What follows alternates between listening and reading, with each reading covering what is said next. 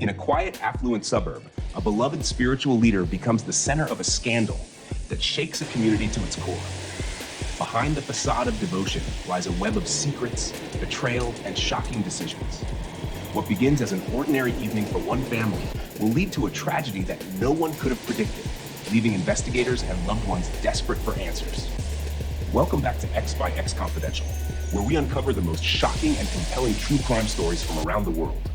Thank you for joining us. If you're enjoying the content, don't forget to smash the like button. It really helps the channel grow. And if you're new here, subscribe and hit that bell icon so you never miss one of our gripping stories. Let's dive into today's chilling tale. In the affluent suburb of Cherry Hill, New Jersey, Rabbi Fred Neulander seemed to have it all. A respected position as a spiritual leader, a devoted wife, and a family that looked picture perfect from the outside. But behind the closed doors of his home and his heart, Fred was hiding a dark secret. By the early 1990s, the rabbi had begun an extramarital affair with Elaine Sonsini, a popular Philadelphia radio personality known for her vibrant voice and glamorous presence. It was a relationship that would eventually shatter lives. Elaine, charmed by Fred's charisma and his ability to captivate an audience, found herself drawn into a forbidden romance. For Fred, the affair was an escape from the constraints of his marriage to Carol, a woman known for her kindness and commitment to her family and community. To those who knew her, Carol was the quintessential wife and mother, a pillar of strength in the rabbi's life. But to Fred, she had become an obstacle in his pursuit of passion and freedom. At first, the affair was carried on in secret, hidden beneath the veneer of Fred's religious duties. Late-night phone calls, secret meetings, and stolen moments became their norm. But as the relationship deepened, Fred began to see his double life as unsustainable. Divorce, however, was not an option. His reputation, his congregation, and his standing in the community were at stake. Instead, he started to consider a much darker solution to his problem, one that would ensure his freedom, both personally and financially. This fateful decision would set into motion a series of events that would lead to one of the most shocking crimes Cherry Hill had ever seen. One that left the community questioning everything they thought they knew about trust, loyalty, and faith. By 1994, Rabbi Fred Neulander found himself living a life that was anything but holy. The affair with Elaine Sonsini had deepened, and his double life was growing increasingly difficult to manage. For Fred, divorce wasn't just unthinkable, it was impossible. As a respected religious leader in the Cherry Hill community, he feared the scandal would destroy his reputation, cost him his congregation, and leave him financially crippled. But Fred saw another way out, a way that would allow him to be with Elaine and avoid the fallout of a public divorce. It wasn't a fleeting thought or a moment of anger. It was a calculated plan. A plan to make his wife Carol disappear forever. The idea wasn't just about love. It was about money, too. Carol's life insurance policy would leave Fred financially secure and free to pursue the life he wanted.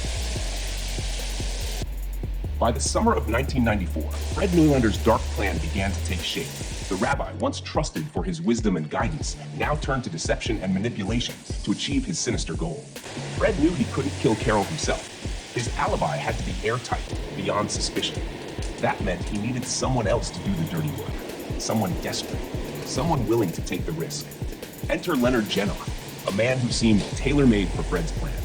Jenoff was a private investigator with a troubled past, a man with financial struggles and a desire to prove himself. Fred saw in Leonard a vulnerability he could exploit. Promising money and support, Fred began to groom Jenoff for the unthinkable.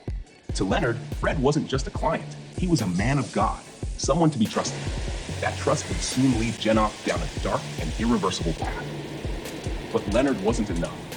For the plan to succeed, Fred needed another set of hands. That's when Paul Daniels entered the picture. Jenoff brought Daniels into the scheme, knowing that Fred's promises of payment and the allure of quick money would be enough to sway him. Daniels, like Jenoff, was struggling, his moral compass blurred by his own desperation. Fred laid out the plan in chilling detail. Carol would be home alone on the evening of November 1st. The two men would enter the house and stage what would appear to be a botched robbery. The method? Blunt force, quick and brutal. Fred promised them payment after the job was done, reassuring them that they'd be taken care of. The men, blinded by greed and trust in Fred, agreed to the plan. As the summer days gave way to autumn, the stage was set. Fred had carefully orchestrated every detail, confident that his plan would be executed without a hitch. But what Fred couldn't foresee was how greed, guilt, and human error would unravel his deadly scheme. It was a crisp autumn evening in Cherry Hill, New Jersey, on November 1st, 1994. Inside the Neulander home, Carol Neulander was wrapping up what seemed like an ordinary day. The quiet suburban neighborhood gave no hint of the tragedy about to unfold.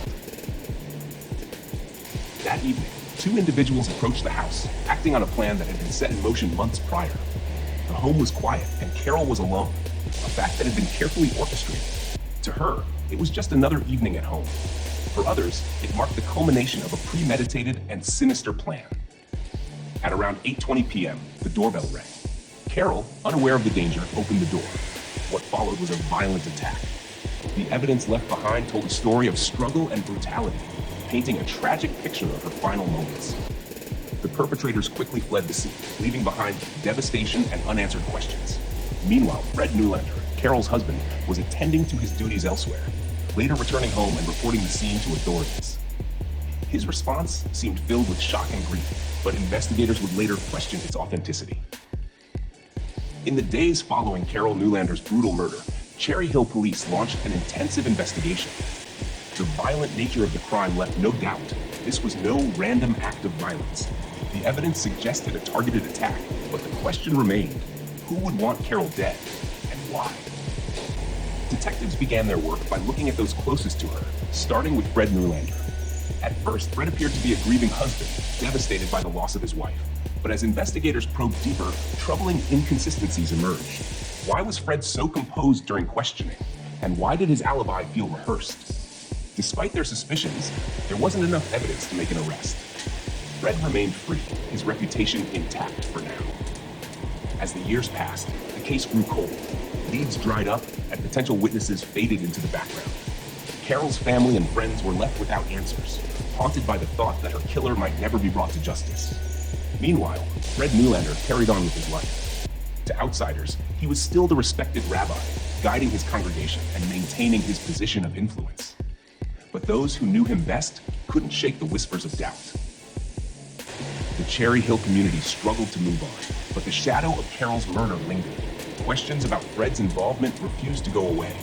Why was he so quick to deny any marital problems? And what about the rumors of his affair with a Philadelphia radio personality? Suspicion swirled, but without hard evidence, the case remained at a standstill. By 1999, the murder of Carol Neulander had become a haunting cold case. For 5 long years, her family had lived without answers, and the Cherry Hill community had all but given up hope that justice would be served. But sometimes, the truth has a way of bubbling to the surface, even years after a crime. This case was no exception. The breakthrough came from an unexpected source, Leonard Jenoff. Jenoff had been living under the weight of a terrible secret. For years, guilt had eaten away at him until he could bear it no longer. In a stunning confession to authorities, Jenoff revealed the chilling truth. He had been hired by Fred Neulander to murder Carol. Jenoff recounted how the rabbi had manipulated him, preying on his vulnerabilities and promising him money to carry out the unthinkable. He described how he and his accomplice, Paul Daniels, had entered the Neulander home that night in 1994 and brutally attacked Carol as part of Fred's twisted plan. Jenoff's confession was detailed and damning, but investigators knew they needed more to build an airtight case. With Jenoff's cooperation, detectives began piecing together the evidence they had long suspected existed. Phone records, witness statements, and even Fred's erratic behavior in the years since the murder all pointed to one conclusion. The once revered rabbi had masterminded his wife's death to free himself from his marriage and pursue his affair. For Carol's family, the confession was a painful reminder of the betrayal that had led to her murder, but it also marked the beginning of a path toward justice. After years of silence, the truth was finally coming to light. Fred Neulander was arrested and charged with first-degree murder, setting the stage for a legal battle that would captivate the nation and expose the shocking depths of his deception. The case, once cold, was now red-hot, and as the story unfolded, it would reveal just how far one man was willing to go to satisfy his desires, no matter the cost. By 2001, the wheels of justice had finally turned toward Rabbi Fred Neulander. After his arrest in 1999, prosecutors worked tirelessly to prepare for what would be one of the most shocking and highly publicized trials in New Jersey's history. A respected religious leader, accused of orchestrating the brutal murder of his own wife. This was a story that captivated the nation and divided the Cherry Hill community. The prosecution's case hinged on the testimony of Leonard Genoff, the man who had confessed to carrying out Carol's murder at Fred's behest. Genoff described in vivid and horrifying detail how Fred had promised him money and manipulated him into committing the crime. His words painted a damning picture of a man who saw his wife as an obstacle to his desires, a woman he was willing to eliminate for love, freedom, and financial gain. But the defense wasn't going down without a fight.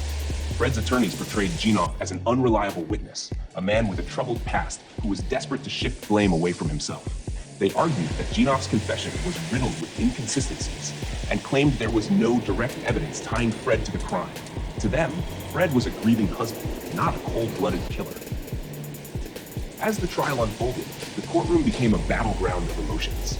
Carol's family watched in anguish as the man they once trusted was accused of the ultimate betrayal. Fred's congregation and supporters filled the gallery, some refusing to believe that their rabbi could be guilty of such a heinous act. The media swarmed outside, broadcasting every twist and turn to a captivated audience. Despite the compelling testimony and circumstantial evidence presented by the prosecution, the jury struggled to reach a unanimous decision. After days of deliberation, the trial ended in a hung jury. Fred Neulander, the man accused of masterminding his wife's murder, would remain a free man, for now. For Carol's loved ones, the outcome was a devastating blow. Justice for her brutal murder still hung in the balance. But for prosecutors, failure was not an option. They were determined to see the man they believed had orchestrated his wife's brutal murder brought to justice. The retrial would be their second chance to ensure that Carol Neulander's death did not go unanswered. This time, the prosecution sharpened its strategy. At the heart of their case was Leonard Genoff, whose detailed confession described how Fred had hired him and Paul Daniels to carry out the murder. Genoff's testimony was corroborated by a mountain of circumstantial evidence, phone records, Fred's suspicious behavior, and even statements made by Fred himself in the years following the crime. The defense once again sought to discredit Genoff. They argued that his history of dishonesty and financial desperation made him an unreliable witness. But this time, the jury was unconvinced. The consistency and detail of Genoff's account, combined with Fred's motives and actions, proved too compelling to ignore. As the retrial reached its climax, the courtroom was electric with tension. For Carol's family, it was a moment they had waited nearly 8 years for. For Fred's supporters, it was the potential downfall of a man they had once revered. And for the jury, it was the moment of truth. On November 21st, 2002, after hours of deliberation, they reached a verdict: guilty of first-degree murder. The sentence was swift and unforgiving. Fred Neulander, the once respected rabbi, was sentenced to life in prison without the possibility of parole. The courtroom erupted in a mix of relief and sorrow. Carol's loved ones, though devastated by her loss, finally felt a measure of justice. Fred's supporters were left grappling with the reality of his guilt. The congregation at Makor Shalom, where Fred had once preached sermons of morality and faith, was left reeling. For years, they had looked to Fred as a leader, a guide through life's moral complexities. Now, they were forced to confront the reality that their rabbi had used his position of trust to mask his lies and manipulate those around him. The case also served as a stark reminder of the devastating consequences of deceit and greed. Fred's affair with Elaine Sonsini, the catalyst for his deadly plan, had not only cost Carol her life, but also destroyed countless others. Elaine, once captivated by Fred's charm, was left to bear the weight of public scrutiny and the knowledge that her relationship had been part of a deadly chain of events. The ripple effects of Fred's actions extended far beyond his family, leaving a once vibrant community fractured and distrustful. Fred Neulander now sits in a prison cell, serving a life sentence without the possibility of parole. His fall from grace is a sobering tale of how greed, betrayal, and a lust for freedom can lead even the most trusted individuals to commit the unthinkable. Thank you for watching today's episode of X by X Confidential. If you enjoyed this story, make sure to like the video, subscribe to the channel, and hit the bell icon to be notified when our next episode drops. We'd love to hear your thoughts. What do you think drives someone to betray the people closest to them? Let us know in the comments below, and we'll see you next time for another shocking, true crime story.